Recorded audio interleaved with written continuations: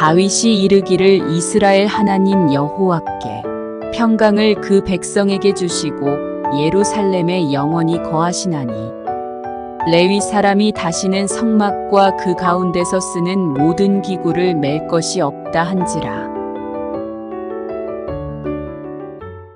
사랑과 은혜가 많으신 주님 감사합니다. 말씀은 곧 여호와 하나님이신 줄 믿습니다. 그 말씀이 오늘 저희 마음 가운데 거하기를 원합니다. 그 말씀이 육신이 되어 저희 마음에 거할 때 그 말씀의 능력이 때에 맞춰서 모든 악과 사탄 마귀를 물리쳐 주시고 하나님 믿음 가운데 바로 설 수 있는 저희를 낼 수 있도록 인도해 주시고 오늘 같이 공부하는 이 귀한 성경 공부 시간에 하나님께서 전적으로 주관해 주시고 주님께서 가르쳐 주시고 주님께서 인도해 주셔서 말씀의 역사함을 받는 귀한 시간 될 수 있도록 인도해 주실 줄 믿사오며 모든 말씀 예수 그리스도 이름으로 감사하며 기도합니다. 아멘. 사실 제가 이게 얘기를 하면서도 저도 많이 배워요. 많이 배우고 저도 많이 은혜를 받습니다. 자, 제가 요번에 그 말씀을 드리는 게 뭐냐면 원래 왕이란 거는 여러분도 아셔야겠지만 사실 왕은 어떤 존재죠? 결정하는 사람, 힘 있는 사람, 권력 있는 사람, 내 마음대로 뭐든지 할 수 있는 사람. 뭐 위에 하나님이 계시지만 일단 세상에서 모든 이 사람들은 다 내 밑에 꿇고 있는 사람들이잖아요. 내 말 한마디면 내 눈빛 하나면 뭐든지 내가 다 가질 수 있는 게 왕의 신분이에요. 사실은 맨 처음에 왕이 딱 됐었을 때는 내가 백성을 사랑하고 이 나라와 이 민족을 위해서 내가 정말 왕으로서 행동을 똑바로 하고 정말 잘하겠다라고 신념을 갖고 시작을 하지만 가면서 이 사람 만나고 저 사람 만나고 이 사람한테 돈 받고 저 사람한테 권력 받고 또 이렇게 아름다운 여자 또 얻고 뭐 이거 하다 보면 어느새 내가 처음 가졌던 나의 어떤 초심을 잃을 때가 많습니다. 왕들은. 근데 이 다윗 왕을 보면 참 고맙고 감사한 게 여기에 펼쳐지는 이 대부분의 얘기들이 어느 때냐면 다윗 왕의 거의 말년이에요. 우리가 지금 보게 되면 공부를 쭉 한 게 보면 사무엘서와 열왕기서를 배우고 그 다음에 역대기를 배우잖아요. 근데 사무엘서 맨 마지막 부분과 열왕기서 처음 시작하는 부분이 어떤 거예요? 제가 저번에도 말씀드렸죠. 사무엘서 맨 마지막 부분이 바로 다윗 왕이 인구조사를 할 때가 사무엘서의 맨 마지막 부분이에요. 인구조사할 때가 어느 때예요? 다윗 왕이 가장 힘이 업돼갖고 주변의 모든 걸 다 정벌 하고 힘이 가장 최고치에 올라왔었을 때가 바로 사무엘가 끝날 때 부분이에요. 그리고 열왕기상 딱 열면 어떻게 돼요? 갑자기 무대가 바뀌어갖고 건장했던 다윗 왕이 갑자기 쪼그라들어갖고 침대 위에 누워있어요. 무대가 바뀌었어. 씬이 딱 바뀌고 보니까 다윗 왕의 모습이 바뀌었어.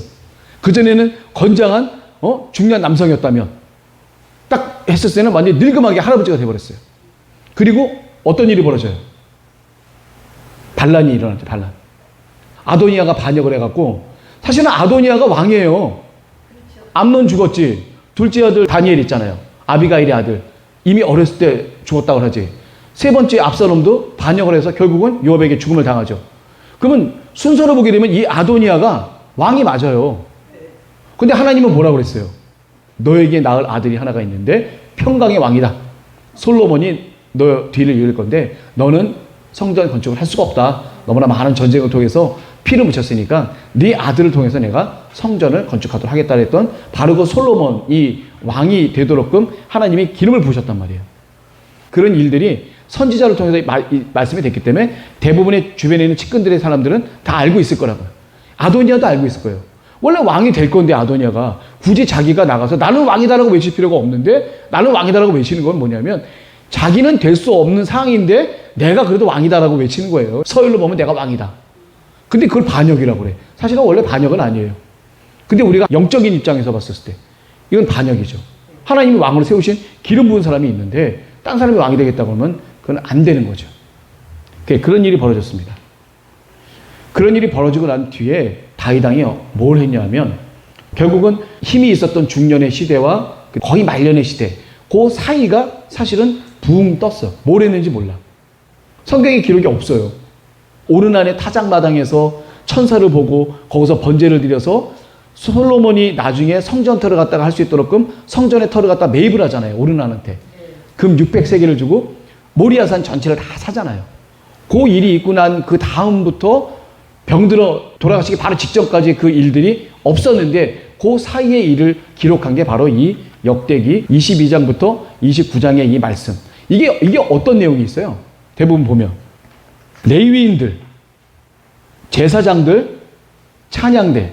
이게 어떤 사람들이에요? 저기 민승자매, 레위인, 제사장, 찬양대. 이거 뭐 하는 사람들이에요? 일꾼인데 어디 일꾼이야? 노동하는 데 일꾼인가? 성전.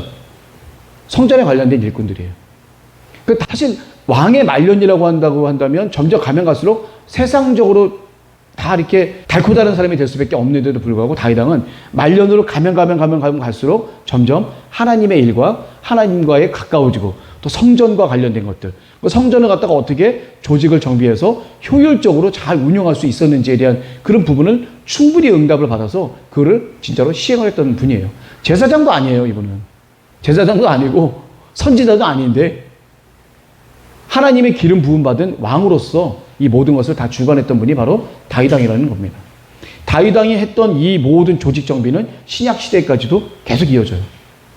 여기 보면 아비야라고 하는 사람이 나오는데 아비야가 누구냐면 세례요한 아시죠? 세례요한 아버님이 사가랴잖아요. 사가랴도 레위인이에요. 제사장이죠. 제사장의 반차를 따라서 들어갔다 나왔다 이렇게 하게 되는 그 가운데 그 아비야 계열에 있던 사람이 바로 이 사가랴입니다. 여기 보면 아비야가 있어요. 또. 제사장 중에 아비야 계열이 있습니다.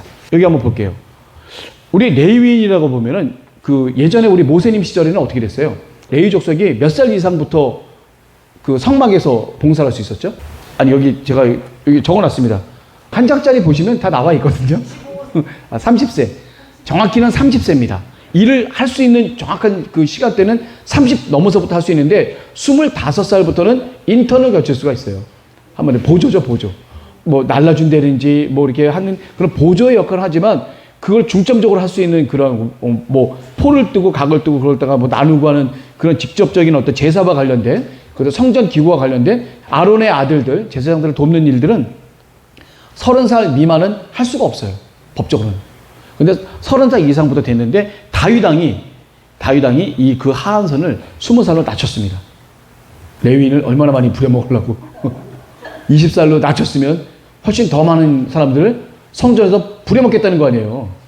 그러면 어떻게 된다는 얘기예요? 성전에서 하는 그런 모든 일들을 더 많은 사람들을 갖다가 봉사하도록끔 해서 하나님의 성전이 더 많은 사람들로 정성스럽게 예배가 드려질 수 있도록끔 준비를 하겠다는 게 바로 다윗 왕의 마음이었어요. 한마디로 얘기하면 다윗 왕은 이제 모든 조직 정비 체제도 다 했잖아요. 주변에 있는 나라를 다 섭렵하고 오로지 지금은 하나님과의 관계를 갖고 하나님 성전에 관련된 것들만 갖고 지금 제도를 갖다가 지금 정비하고 있는 그 과정입니다. 그래서 모세님 때 30세 이상 그리고 어떻게 보게 되면 25살부터는 성막 안에 들어가서 보조 일을 할 수 있었기 때문에 25이라고 본다고 한다면 실제로 다윗 왕 때 와서는 일을 더 많이 늘렸죠. 왜냐하면 앞으로 성전을 갖다 건축하게 되면 레위인들의 숫자들이 더 많이 필요해요. 성전은 지금 갖고 있는 성막보다도 훨씬 더 크겠죠. 크다 보면 더 넓은 장소가 되고 더 높은 장소가 되다 보니까 그곳을 다 관리할 수 있는 사람들이 더 필요했기 때문에 그 하한을 20살로 갖췄어요. 실제로 여러분들 보시게 되면 그 모세님의 성막을 보게 되면 1층짜리잖아요. 그 텐트 안에 있으면서 주변에 그 기둥, 난간, 이 테두리 안에 있는 그 안에서만 벌어지는 일들인데 실제로 솔로몬 성전은 그 텐트보다도 어떻게 돼요? 2배나 커지고 층도 한 3, 4층 정도 되잖아요. 그러면 그 곳간이라든지 뭐 방이라든지 이런 데를 지킬 수 있는 사람들이 더 많이 필요한 거죠. 그러니까 더 넓고 더 높아진 거예요. 더 많은 장소가 필요하다 보니까 사람들이 자동으로 더 많이 필요하게 됐죠. 그래서 20살 이상부터는 하도록끔 되어 있습니다. 그렇게 다윗 왕이 새롭게 개편을 한 거예요. 아직은 지금 성전이 건축된 건 아니에요. 다윗 왕이 죽고 난 다음에 솔로몬이 이제 그걸 다 짓도록끔 되어 있는데 아직까지는 뭐 그 시대는 아니니까 다윗 왕 시대라고 이렇게 보게 됩니다. 자, 20세 이상 해서 한번 세봤어요. 명수를 갖다 세봤더니 한 몇 명쯤 돼요? 성경에 몇 명 나왔죠? 38,000명으로 나와 있습니다. 자, 30세 이상 되는 레위인의 총수를 기준으로 해서 보면 38,000명으로 나와 있는데, 모세님 시절에, 모세 때에는 30세 이상이 8,580명에 반해서 이게 38,000명은 30세 이상이라기보다는 정확히 어떻게 보면 20세라고 이렇게 얘기를 하면 더 맞을 수 있을 것 같아요. 38,000명인데 그래도 이때 8,550명, 8,580명보다는 많은 그 숫자이기 때문에 아마 30세 이상 되는 사람들도 이 숫자보다는 훨씬 더 많은 그런 숫자일 거라고 좀 믿습니다. 그래서 총 4개로 나눠져요.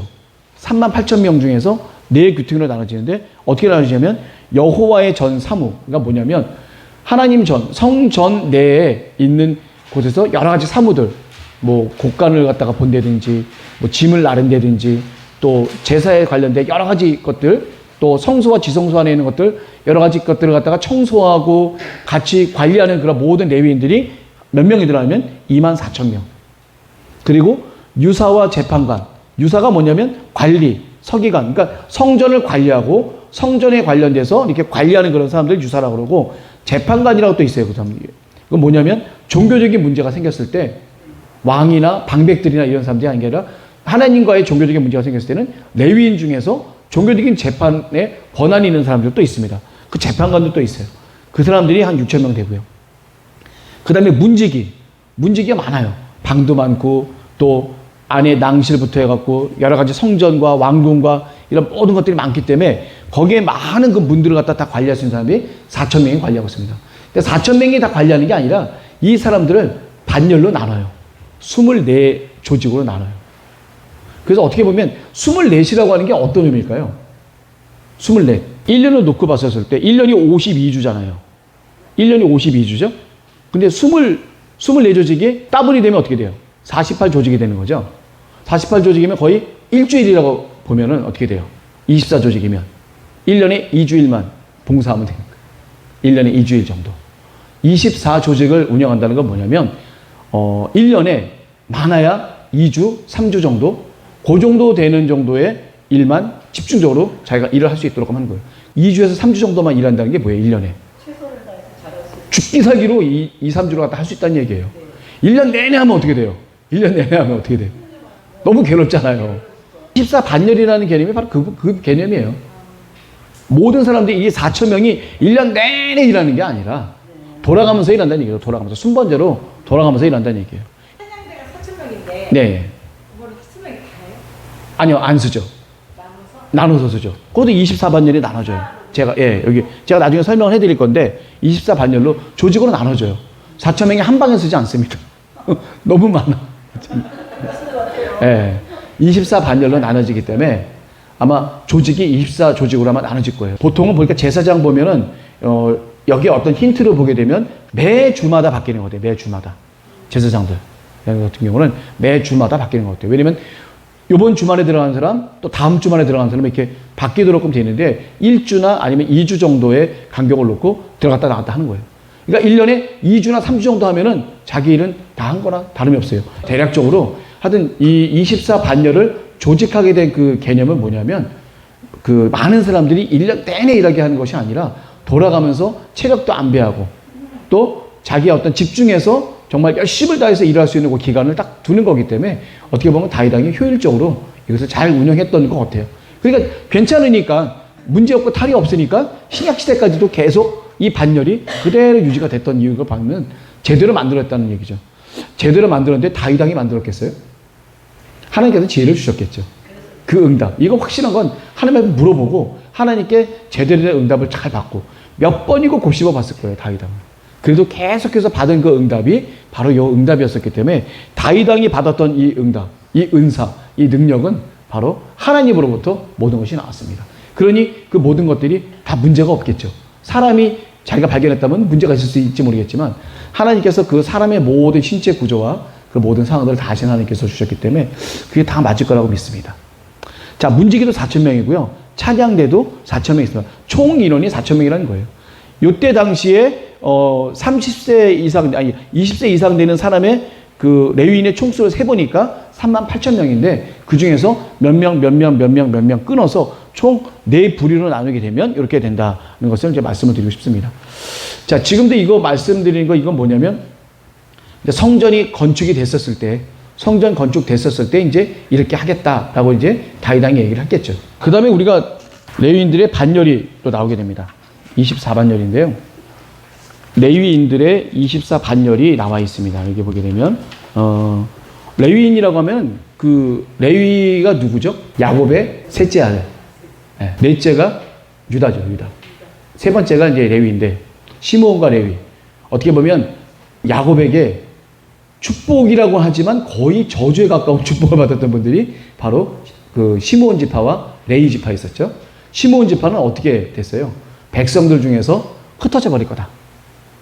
레위 지파도 시므온 지파도 백성들 중에서 흩어져 버릴 거다라고 하는 축복을 받았단 말이에요. 좋은 건 아니죠. 흩어지는 게 좋은 거예요. 어느 한 장소 가서 딱 뭉쳐갖고 사는 게 좋은 거지. 흩어졌다는 얘기는 뭐냐면 없어졌다는 얘기하고 똑같잖아요. 시므온 지파는 진짜로 흩어졌습니다. 어떻게 흩어졌죠? 자기 땅에 아무것도 없어. 그러니까 다른 백성들 틈에 다 흩어져서 살도록끔 그렇게 갔어요. 또 시므온 지파는. 근데 레위 지파는 어떻게 됐어요? 레위 지파도 흩어지긴 했어요. 각 레위인들의 성읍이 있어요. 각 지파마다 레위인의 성읍과 도피성이 있어요. 그걸로 다 흩어졌어. 근데 이 사람도 어떻게 돼요? 거기서 하나님의 중심이 됐죠. 제사장이 됐잖아요. 흩어졌지만 제사장이 됐어. 모세님의 반열에 딱 쓰는 바람에 레위 지파가 그렇게 됐습니다. 물론 모세님도 레위 지파긴 하긴 하지만 레위 지파 사람들이 금송아지의 죄를 졌었을 때 모세님 편에 딱 서서 모세님의 어떤 그 칼날이 돼서 많은 그런 백성들을 심판했었을 때 그때 모세님 편에 딱 믿음에 바로 섰던 분들이 바로 레위 지파 사람들이에요. 그래서 하나님께서 성결하게 레위 지파 사람들을 자신의 아들로 딱 양아들로 삼으신 거죠. 그리고 모든 지파의 계수에서 레위 지파는 다 빠지게 됩니다. 이분들은 특별이야. 계수에 포함되지 않아. 계수에 포함된다는 게 뭐예요? 전쟁에 나간다는 거예요. 계수에 포함 안 된다는 건 뭐야? 전쟁에 안 나가도 된다는 거예요. 면제야, 면제. 방위보다 더 위대한 면제. 면제야. 군대 안 나가도 돼. 레위인들은. 그리고 어떻게 돼요? 하나님 앞에 온전히 드려지게 되는 거죠. 자신의 모든 인생이 하나님 앞에 다 드려지게 되는 거예요. 다 장단점이 있을 수는 있겠지만 얼마나 위대하게 됐어요. 그래서 흩어졌지만 위대하게 흩어졌고 시므온 지파는 흩어졌지만 비참하게 흩어졌고 어쨌거나 야곱님이 말씀을 통해서 자녀들에게 했던 그 축복이 그대로 돼요. 목사님 하시는 말씀 잘 들으셔야 돼요. 거기에는 예언이 있어요. 목사님이 하시는 말씀은 어떨 때는 나한테 좀 너무 과해서 부담되긴 한데 어쨌거나 담임 목사님이 하시는 그 말씀은요 하나님에게 직방으로 듣고 오는 거기 때문에 거기는 예언이 있습니다. 싫든 좋든 간에 아멘으로 받아들이시고 믿고 나가셔야 돼요. 그리고 소홀히 여겨서는 안 되고 경홀히 여겨서는 안 됩니다. 왜? 거기에 하나님의 능력이 있기 때문에 그래요. 지혜입니다. 그게 지혜. 우리 목사님 올라가셨을 때 저는 같이 이제 올라가서 기도한 적이 있어요. 예영 권사님도 저랑 한번 같이 한번 기도했었는데 하나님께서 우리 목사님께 우리 백성들에게 내릴 수 있는 물권, 영권 뭐 이런 것들을 다 주셨어요. 목사님도. 권한을 주신 거예요. 주혜정한테도. 그러니까 주혜정한테도 그런 권한이 있어요. 백성들에게 할 수 있는 그 권한이 있습니다. 백성들을 위해서 기도할 수 있는 권한도 있어요. 우리가 하는 기도보다도 더 잘 들어요. 우리 목사님 기도가. 그러니까 어떤 생각도 목사님한테 가서 비벼서라도 목사님 한 번만 좀 봐주세요. 기도 좀 해주세요. 일단 권한이 있기 때문에 그런 거예요. 권한이. 그 권한을 아무나 주지 않았겠고 권한을 가지신 분만큼 또 그만큼 어떻게 돼요? 책임에 따르는 겁니다. 그만큼. 그래서 목사님이 하시는 그 말씀들, 단상에서 하시는 말씀들 잘 들으셔야 되는 것들이 바로 거기에요. 거기에 하나님의 능력이 있기 때문에 그래요. 거기서 아멘 하면은 하나님의 능력이 내 마음에 와닿게 되는 거예요. 제가 봤을 때. 그걸 믿기만 하신다면 하나님의 능력이 함께 하십니다. 이게 우리 예수 그리스도의 역사예요. 살아있는 우리 역사예요. 그거는 뭐 성경에 있고 나는 다르게 살고 나는 이 세상에 사는 거고 그런 것들은 옛날에 사도 바울 시대에 있었던 거고 아무것도 아니야라고 생각하시면 절대 오산입니다. 태초부터 하나님은 아담부터 이 역대기에 있는 이 분들부터 그 밑에 있는 우리들의 이르기까지 영적으로 제가 저번에 말씀드렸잖아요. 다윗과의 맺은 언약은 어떤 언약이에요?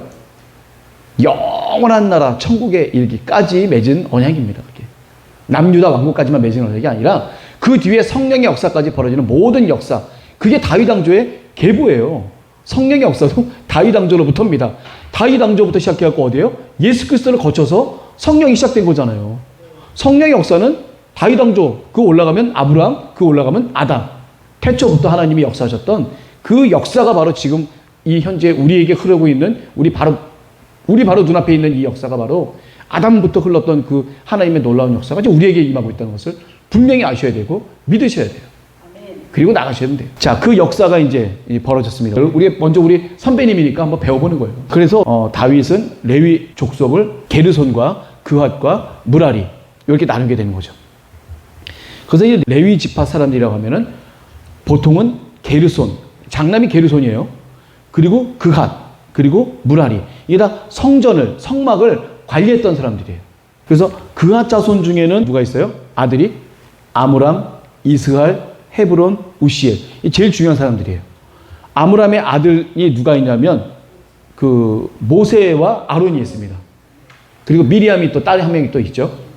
모세하고 아론이 바로 아므람의 아들들이에요.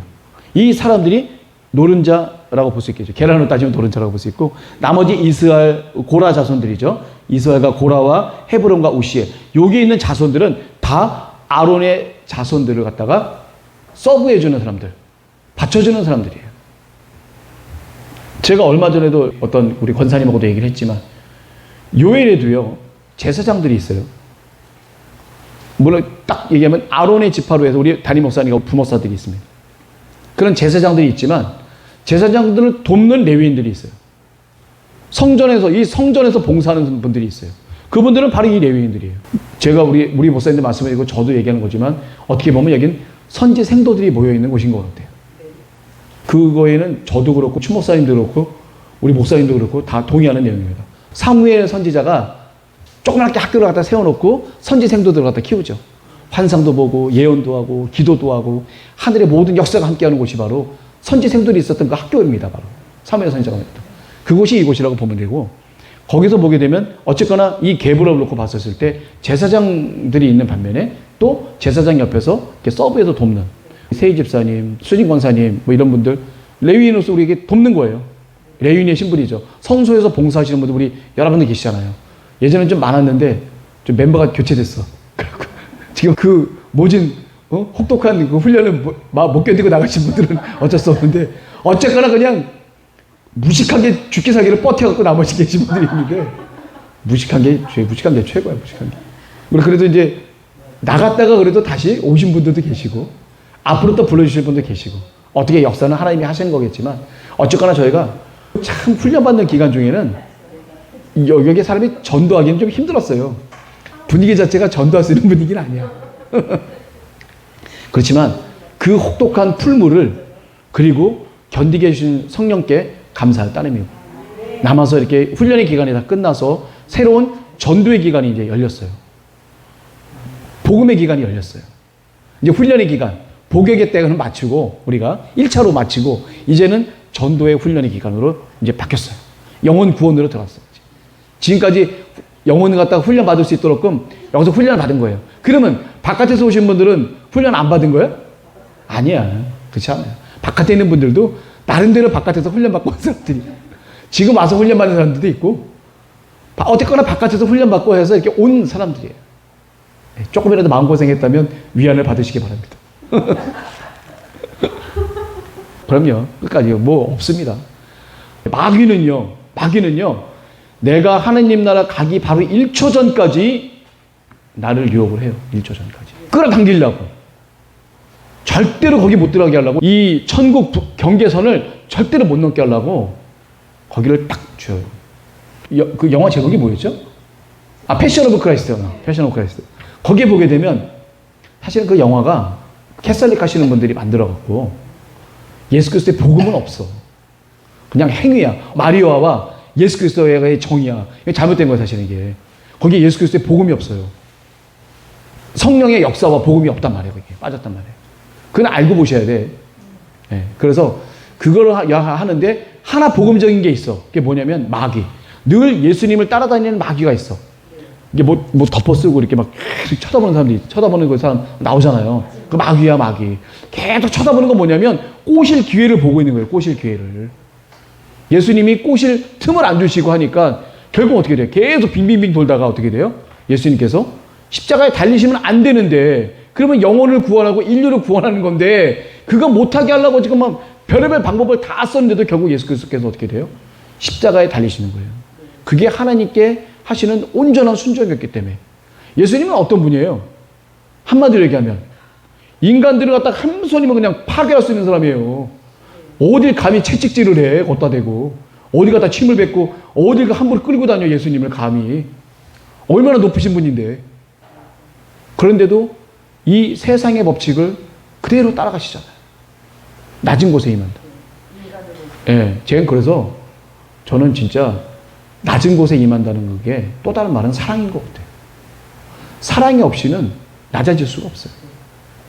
낮아진다고 하는 것은 사랑이에요. 제가 저번에 한번 말씀드렸을 거예요. 백혈병을 가진 딸이 있어요. 백혈병 가진 딸이 있는데 그 딸이 너무 힘들어하고 괴로워하고 막 이렇게 하니까 엄마가 어떻게 해요? 정말 젊고 예쁜 엄마가 어떻게 돼? 딸하고 똑같이 머리를 싹 밀어. 그 딸하고 똑같은 모습을, 딸하고 똑같은 옷을 입고 딸하고 같이 이렇게 있는 거예요. 딸이 외롭지가 않은 거예요. 낮아진 거거든요. 엄마가 그렇게 낮아질 수 있는 건 뭐예요? 딸을 정말 사랑했기 때문에 낮아질 수 있는 거예요. 그리스도께서 낮아져서 이곳에 오신 거는 우리를 정말 사랑했기 때문에 낮아져서 이곳에 오셨고, 이곳에 오신 그 법칙대로 그대로 끝까지 믿음을 갖고 지키셨던, 예전에 다른 선지자님을 통해서 말씀하셨던 그런 모든 말씀 하나하나를 다 이뤄가시면서 유혹받지 않고 끝까지 십자가에 달려서 하나님의 뜻에 끝까지 순종하실 때까지 그걸 잃지 않았어요. 딱 달려서 돌아가시는 그 순간에 마귀는 오해할 수밖에 없는 거예요. 진 거야, 마귀가. 그래서 우리가 마귀에게 이길 수 있는 그 능력은 바로 성령의 인도하심, 성령의 마음. 성령께서 나와 함께 하시는 것 외에는 우리 인간은 허점이 너무 많아. 우린 먹어야 되지, 잠자야 되지, 쉬어야 되지, 좋은 집에 있어야 되지. 너무 빈틈이 많아요, 우리는. 속일 게 한두 개가 아니야. 그냥 좀만 갖고 늘어지면 벌써 그냥 낮아빠져갖고 그냥 아무것도 못해, 그냥. 거기에 마귀는 엄청난 능력과 지혜를 갖고 우리에게 가스라이팅을 걸기 시작하게 되면 아무도 이길 수 없어요, 우리가. 아무도. 어떤 순간에서 내가 견뎌낼 수가 없습니다. 하나님께서 그 마귀를 쫓아주시고 나를 하나님 편에 딱 두지 않는 이상은 내가 제대로 된 판단을 할 수가 없다는 거예요. 그래서 기도하라는 겁니다. 그리고 말씀을 읽으라는 거예요. 그 제가 얘기했지만 힘들고 어려움이 어떻게 돼요? 결단하고 예수 그리스도 이름으로 물리치십시오. 그래야 돼. 물리쳐야 돼. 그래서 계속 물리쳐서 그런 것들이 나. 이제는 우리도 복음을 전해야 될 사람들인데 언제까지 목사님이 물리쳐 주실 거야? 목사님들 이상해. 마음이 답답하고요. 뭐 마귀 드는 거 없고 뭐 이상해요. 막 이게 옆에서 귀신이 괴롭히는 거 없고 막 언제까지 그럴 거예요? 언제까지? 언제까지? 지금은 우리가 성령을 받은 사람으로서 이제는 내 마음 가운데 내 마음을 정말 현혹시키고 내 마음을 자꾸 하나님 편으로 멸게 하고 내 마음을 답답하게 하고 나의 몸을 갖다가 찌뿌둥하게 해갖고 막 일어나지도 못하게 하고 못 가. 나 힘들어. 교회 못 가. 안 돼. 안 돼.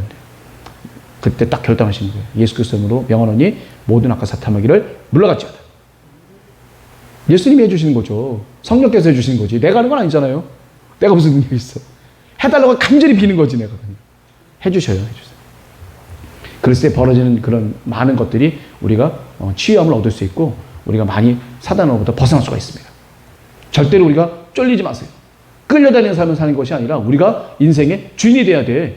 만왕의 왕이신 여호와 하나님의 우리가 영적 자녀인데 그럼 우리가 주인인데 우리가 왜 끌려다녀 마귀들한테. 나는 만군의 여호와 하나님의 자녀다. 사탄 마귀는 물러가라. 담대히 나갈 수 있는 저희가 되었으면 하는 마음에서 드린 말씀입니다. 그래서 지금 여기 성전의 레위인들이 저희들이 하는 그런 업무들을 지금 하고 있는 거예요. 그러니까 성전 청소예요. 성전 청소하는 거예요. 그게 레위인이 하는 거예요. 레위인은 레위인대로, 제사장은 제사장대로 업무의 역할을 나눠서 하는 겁니다. 우리 여기 있으면 우리 성도님들을 위해서 나가서 밭에 나가서 일하는 것도 우리의 일이에요. 그게. 하나님이 시키신 거잖아요. 어쨌거나. 뭐 영토를 줘갖고 같이 걷어서 같이 나눠 먹어라. 하나님 주신 거잖아요. 다 이게 레위인이 하는 겁니다. 뭐 일요일날 지나서 월요일부터 우리가 또 막 이제 풀 뽑기 시작하고 전지하기 시작하고 뭐 다 해요. 우리 여기 있는 사람들이. 그게 레위인이지 뭐 별게 레위인이에요. 우리 자부심을 가지십시오. 풀을 뽑아도 나무를 심어도 그건 레위인이에요. 하나님 전에서 하는 일들은 다 하나님의 성소를 위해서 봉사하시는 분들이 하는 일입니다. 그건 다윗 왕 때부터 분명히 있었던 거예요. 아주 귀중한 일이고 프라이드한 일이고 나는 누구보다도 자부심 있게 상추를 딴다. 그렇게 생각하시면 되겠습니다. 옥랑건 선생님 안 계시네? 계셨으면 좀 좋았을 텐데. 자, 그래서 여호와의 전에서 수종드는 일. 이 분들은 전쟁에서 면제받은 사람들이에요. 하나님이 특별 대우해 주시는 분들입니다. 네. 여러 가지 일들을 다 분담해서 다 조직적으로 원활하게 잘 돌아갈 수 있도록 하는 것이 또 하나님께서 만들어주신 그 반열인 것 같습니다. 자, 그 다음에 이제 제사장들도 24반열이 이렇게 나눠지게 됩니다. 다윗 시대 때 대제사장이 누가 있었죠?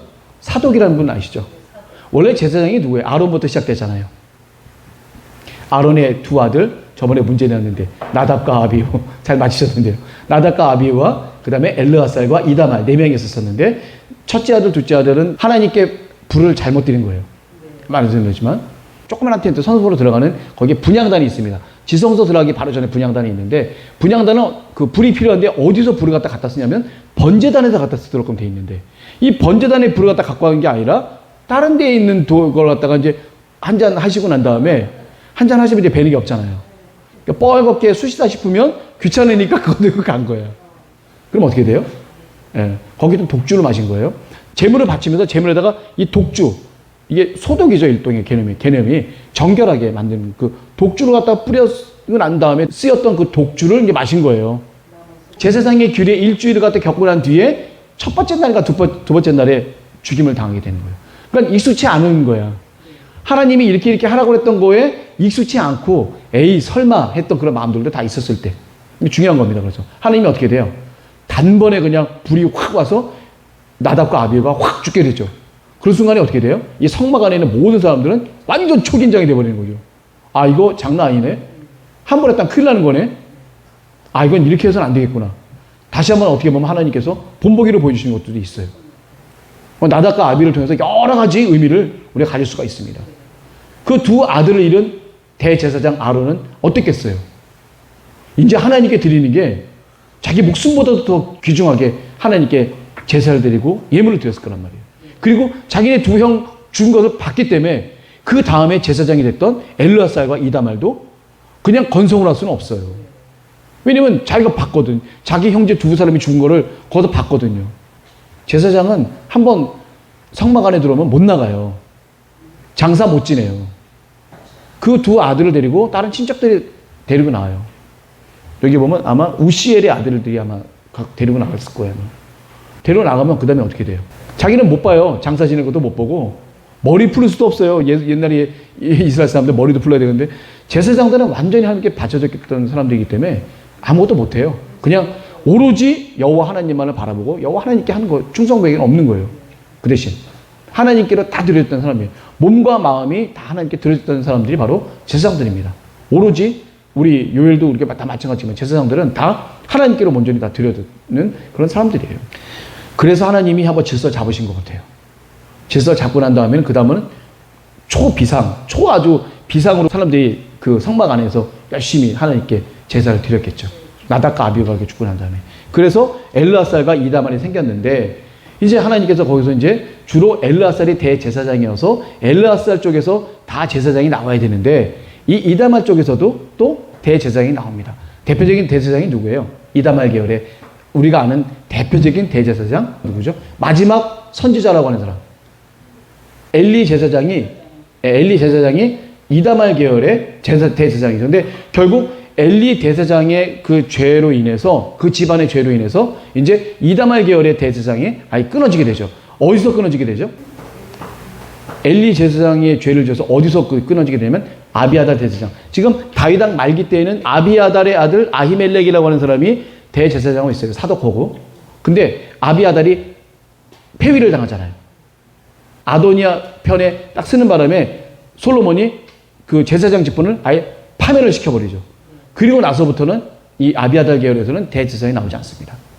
전부 다 엘르아살 계열에서만, 아론의 셋째 아들 계열에서만 나오게 됩니다. 다윗 때까지는 계속 이어져 가는 거예요. 번갈아 가면서 나옵니다. 자, 그래서 다윗 시대의 대제사장 누가 있었었냐면 원래 사독과 아비아달이 있었어요. 초반에는. 근데 아비아달이 나이가 들어서 이제 제사장직을 수행하지 못하고 난 다음엔 그 아들 아히멜렉이 그 대제사장이 됐죠. 그래서 다윗 왕 말년에는 사독하고 아히멜렉 이 두 사람이 대제사장을 갖다 했었는데 사독은 어디 성막을 했죠? 기브온에 있는 성막을 주관했던 대제사장이 바로 사독이고요. 예루살렘에 언약궤가 안치됐던 그 장막이 있잖아요. 다윗이 조그맣게 만들었던 예루살렘 그 왕궁 옆에 만들었던 조그마한 성막에는 아비아달이 있었었는데 아비아달이 이제 제사장직을 못하게 난 뒤에는 그 아들 아히멜렉이 거기에 대제사장으로 있었습니다. 그때 다윗 당시 전에는 대제사장이 2명이에요. 왜? 성막이 2개가 있으니까. 원래 40년 동안 돌고 돌았던 성막이 기브온에 있었고 진짜 그거는 모세 시대 때 만들어졌던 진짜 성막이고요. 그 다음에 어떻게 돼요? 언약궤가 안치된 예루살렘에 있었던 조그마한 성막이 있는데 그것도 또 다른 성막이에요. 그래서 다윗 왕 때에는 대제사장이 2명입니다. 2명. 자, 그 다음에 이때 당시에는 이 다윗 왕 시절에는 엘르아살 자손 중에 족장이 16명이 있었고 이다말 자손 중에는 족장이 한 8명 정도가 있었습니다. 그러니까 이 엘르아살 쪽에 사람이 많다는 얘기예요. 그래서 제비뽑기로 해갖고 한 번은 엘르아살에서 제사장이 나오고 또 제비를 뽑아서 이다말 쪽에서 뽑고 그러니까 24반열을 갖다 뽑을 때 공통으로 뽑아야 될 거 아니에요. 그러니까 16 더하기 8 하면 이제 24이잖아요. 근데 이 24명을 그냥 순서대로 아무렇게나 들어뜨린 게 아니라 제비를 뽑았어요. 통계학 용어로 제비가 뭐죠? 심플 랜덤 샘플링. 단순 뽑기. 그냥. 한마디로 하면 제비 뽑기예요. 그러니까 제비 뽑기라게 되면 어떤 게 있어요? 누가 어떤 힘이 가야 될 수가 없잖아요. 순수하게 자기가 뽑게 되는 그런 건데 이때 당시에는 제비 뽑기를 했던 이유가 뭐냐면 하나님께서 정해주는 순번이다라고 믿은 거예요. 그래서 제비 뽑기를 한 겁니다. 거기는 아무 힘의 작용이 있을 수가 없잖아요. 기본적으로. 그래서 엘르아살이 16명 있었고 이다말이 8명 있었어요. 근데 맨 처음에 제비를 엘르아살에서 한번 뽑고 그 다음에는 이다말에서 뽑고 엘르아살, 이다말, 엘르아살, 이다말 쭉 가다가 이다말 8명 딱 끝났어. 그러면 엘르아살밖에 안 남잖아요. 그 나머지 엘르아살 8명이 이제 또 뽑는 거죠. 이렇게 또. 그래서 총 24명의 반열이 만들어지게 됩니다. 그래서 제가 아까 처음 보자 그때 4페이지에 간략하게 보게 되면 레위인의 24반열, 총 우리 레위인들은 게르손, 그핫, 무라리 이렇게 있습니다. 세 아들이 있고 게르손 계열에서 10명의 대표자가 나왔어요. 족장들이. 그래서 게르손에는 림니와 시므이가 있어요. 2 아들이. 유명한 사람들이죠. 림니와 시므이. 림니의 자손 중에 라단과 시므이가 있는데 거기서 총 6명의 족장이 나왔고 둘째 아들 시므이 계열에서 나머지 4명이 나와서 10명이 됐습니다. 그리고 고핫 쪽 속에서는 보게 되면 아론 제사장의 그 자손들이 대제사장을 했고요. 여기 보면 모세의 자손들이 있어요. 모세도 보게 되면 선지자잖아요. 그럼 자기 아들도 좀 삐까뻔쩍하게 좀 뭔가 할 수 있음에도 불구하고 그렇게 안 하고 그냥 동등하게 레위 지파로서의 동등한 그 역할만 했다. 모세님 자체도 어떤 그런 권력에 뭐 힘을 쓰는 것보다는 하나님 사역에 더 힘을 쓰다 보니까 자기 자식들도 다 하나님의 법 안에서 갈 수 있도록 자연스럽게 내비둔 거죠. 그래서 모세도 아들이 2명 있었습니다. 게르솜과 엘리에셀이 있죠. 거기서 족장들이 한 명씩 나왔어요. 고핫의 아들이 아므람, 이스할, 헤브론, 우시엘 이렇게 4명이 있습니다. 거기서 각각 다 이렇게 족장들이 나왔습니다. 그리고 무라리 족속이죠. 거기에 마홀리와 무시. 성경에 나와 있는 내용입니다. 이건. 거기에는 아들들 엘르아살, 기스, 마홀리, 예델, 여레몬 이렇게 해갖고 총 족장이 24명의 반열이 다 이렇게 정리가 됐습니다. 레위인의 24반열이 이렇게 정리가 된 거죠. 성전에서 이제 봉사해야 될 24반열이 이렇게 정리가 된 겁니다. 나중에 보게 되면 뒤에 이제 제가 이제 제사장 얘기를 했었잖아요. 제사장 뒤에 보게 되면 제사장들이 아닌 레위인의 24반열이 또 나오게 됩니다. 이 레위인의 반열인데 이거는 뭘 중심으로 하냐면 족장들을 중심으로 해요. 족장들. 그래서 앞에 있었던 레위인들과는 좀 약간 이름들이 좀 차이가 좀 있습니다. 왜냐하면 이거는 족장을 중심으로 한 거고 아까는 누구누구의 아들 그걸 했었었는데 그건 족장이 아니었어요. 각 지파의 대표자였었는데 이거는 정말 실제로 족장을 중심으로 했기 때문에 제사장들이 아닌 레위인들의 24반열 또 다른 표현이거든요. 레위인들을 또 다르게 24반열을 다시 한번 만든 거였는데 여기는 족장을 중심으로 했었어갖고 특징이 뭐냐면 게르손 자손이 빠져 있어요. 그러니까 게르손 자손들 중에는 족장이 없다는 얘기죠. 게르손 자손의 대표들이 있어도 족장은 없다는 거예요. 그래서 족장 중심으로 다시 한번 23반열을 만들 때 이때는 게르손 자손이 또 빠지게 됩니다. 4페이지 한번 보실래요? 교재 4페이지 보시게 되면 자손의 맨쪽에 보면 첫 번째가 게르손이죠. 니은. 그 다음에 중간에 보기는 모세에 있습니다. 모세 오른쪽에 보면 게르솜, 그러니까 미음. 게르손 니은이면 레위의 첫째 아들이고 게르솜이면 모세의 첫째 아들입니다. 그래서 니은과 미음 그 차이니까 헷갈릴 수가 있어요. 예, 게르솜과 게르솜 차이가 있을 수 있습니다. 아들들은 나타나지 않았는데 그렇죠. 나타나지 않죠. 근데 어쨌거나 성소에서의 레위인의 임무는 이게 맡아서 했죠. 예. 그 대신 이제 모세님처럼 아니면 그 아론의 자손들처럼 이게 돋보이진 않았어도 보이지 않게. 근데 그것도 어떻게 보면 모세님이 잘 하신 거죠. 자기한테 능력도 안 되는데 제사장을 할 수는 없는 거고, 제사장을 아예 할 수도 없는 건데, 또 아니면 더 높은 데다가 이렇게 위치해서 할 수 있음에도 불구하고 그렇게는 안 했습니다. 네. 자, 그 다음에는 찬양대 24반차. 찬양대는 우리가 이제까지 많이 했는데 뭘 많이 봤죠? 많이 이름 들었던 사람 세 사람이 누구죠? 아삽, 헤만, 우리가 에단이라고 하는데 또 다른 말은 여두둔이라고 그러죠. 예. 이분들은 선견자라고 해요. 선견자. 선견자가 뭐죠? 그때 당시에 선견자는 거의 선지자랑 거의 비슷한 건데, 선견자는 환상을 보는 분들이에요. 앞일을 갖다가 보고 그거를 보고 이제 왕에게 얘기할 수 있는 그런 능력이 있는 그런 사람들이 선견자인데, 실제로 선견자들, 선지자들의 역할을 갖다가 이분들이 했던 게 아니라 하나님께서 주시는 그런 감동을 갖고 찬양을 만들어서 찬양에 대한 그런 부분들을 왕이 듣도록끔 해서 하나님의 말씀을 찬양을 통해서 들을 수 있도록끔 하는 그러한 선견자적인 역할을 했던 분들이 바로 이 아삽과 헤만과 여두둔. 이분들이 시편에도 자기 곡 지은 것들이 있습니다. 제가 저번에 한번 말씀드렸죠. 그래서 여기 보면 찬양대 24반차, 그러니까 24명을 뽑는데 이 24명이 누구의 아들들이냐면 아삽과 여두둔과 헤만의 아들들이에요. 이 아삽과 여두둔과 헤만은 음악적으로 뛰어난 은사가 있는 사람들이에요. 그러니까 그 사람이 은사가 있다? 이거 여러분 아셔야 되는 게 뭐냐면, 음악자 집안은 집안대로 가요. 그러니까 음악을 어떤 분이 잘한다? 그러면 자자손손 또 음악으로 가요. 또 음악 집안은 희한하게도 그 집안 내대로 내력이 있어요. 음악은 특히 집안에 내력이 있는 그런 특수한 분야인 것 같아요, 제가 봤을 때는. 그래서 이 아삽, 여두둔, 헤만만 이런 은사가 있는 게 아니라 그 자손들도 사실은 음악적 재능을 갖고 태어나는 거예요. 그래서 아삽과 여두둔, 헤만, 자기의 자식들을 갖다가 이제 음악적 교육을 많이 시키겠죠. 자기가 할 수 있으니까 많은 교육을 시켜서 그 아들들을 이제 다윗이 뽑아서 24반열에 올려놓은 겁니다. 24반열이라는 건 뭐냐면 음악하는 사람들의 대장이에요. 음악하는 찬양대가 총 몇 명이라고 그랬어요? 4,000명이잖아요. 이 4,000명을 호령하는 총 대장급들이에요. 이 24명이 아삽의 아들 4명, 여두둔의 아들 6명, 헤만의 아들 14명. 맨 처음에 여두둔 아들이 6명이라고 포함되어 있는데 6명이 아니라 5명만 포함되어 있는데, 뒤에 가서 17절에 보게 되면 시므이라고 또 한 명이 또 있어요. 이 시므이까지 포함해서 여두둔의 아들이 6명, 헤만의 아들은 14명으로 나오게 됩니다. 여기 보게 되면 성경책에 쭉 나와 있어요. 12페이지에 보게 되면 직임의 순서였고 찬양대 24반차였고 첫째로 제비 뽑힌 사람이 누구? 이 24명의 아들들이 제비를 뽑는 거예요. 순서를 갖는 겁니다. 순서에 맞춰서 찬양을 갖다가 하겠죠. 성막에 가서. 그래서 그 24명의 아들들이 이제 어떻게 되어 있냐면, 교과서 13페이지 한번 보시겠어요? 찬양대 24반차의 명단 도표입니다. 자, 첫 번째로 제비를 뽑은 사람이 누구냐? 아삽의 둘째 아들. 첫 번째로 이 사람이 된 거예요. 24반열 중에 1번 가는 사람이에요. 이 사람이 뭘 특별히 더 뛰어나거나 더 잘생겼거나 돈이 더 많거나 해서 된 게 아니라 똑같이 제비 뽑기라는 것은 누구에게나 동등하게 똑같이 기회를 준다는 의미를 다윗왕이 가져간 거예요. 대단한 겁니다, 이거. 이게 그 당시에는요, 동등하게라는 표현이 쉽지가 않았던 시대예요. 내 맘대로. 내 맘대로야, 내 맘대로. 너 해. 마음에 드는 쪽부터 시작해갖고, 너하고, 그 다음에 너하고 해도 되는데, 다윗왕이 했던 건 뭐냐면, 온전히 하나님께 맡기겠다. 순서조차도 하나님이 다 정해주셔서 하는 그런 겁니다.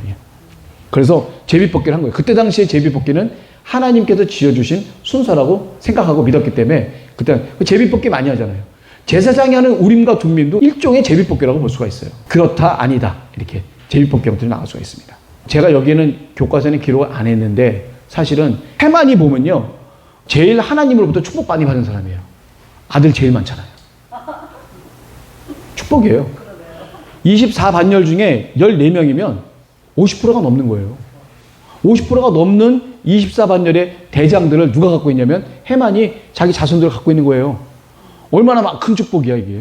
자기가 찬양대의 성가 대장 역할을 하면서 자기의 자손들이 이렇게 4,000명을 갖다 호령할 수 있는 사람들의 우두머리가 벌써 50%가 넘어간다고 하는 것은 굉장한 축복이죠, 헤만에게는. 근데 참 희한한 게 해만의 애들이 14명인데 여섯 번째 아들부터 14번째 아들 이름이 있어요. 이름에 의미가 있는데 의미를 쭉 연결하면요. 하나님께 드리는 하나의 멋진 찬양시가 됩니다. 한번 가서 한번 맞춰보세요. 해만의 아들, 여섯 번째 아들부터 14번째 아들 그 이름만 쭉 열거하면 그 의미가 하나님께 드리는 한편의 찬양의 멋진 시가 돼요. 예, 특이합니다. 보통. 이게 어쨌거나 축복받은 거예요. 그래서 제가 아삽과 해만과 여두둔 이제는 잘 안 까먹으시겠죠?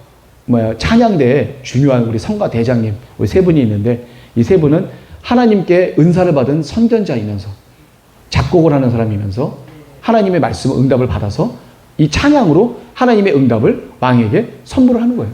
들으라 이거예요. 지금도 우리가 저기 우리도 요엘에도 찬양을 이렇게 응답받아서 하는 예. 이 시대는 찬양이 복이 없으니까 네네. 응답을 받아서 하기 때문에 네네. 선견자 같아요. 맞습니다. 선견자급 돼야 돼요. 원래는 지휘자님이 선견자급이 돼야 돼요. 우리 지휘자님, 부원장님 거의 목사님과 같이 기도 들어가는 선견자라고 봐도 될까요? 예, 보게 되면 다 그런 은사와 능력이 충만해야 됩니다. 예, 그렇지 않으면 제대로 바라볼 수가 없는. 자, 그래서 우리 오늘은 제가 뭘 봤냐면 성소에 관련된 사람들만 봤습니다. 레위인, 제사장, 그리고 어떻게 돼요? 찬양대. 전부 다 하나님의 성전에 필요한 사람들만 우리 다윗왕이 쫙 조직을 갖춰놨어요. 대단하죠? 이 멋진 조직은 언제까지 간다고요?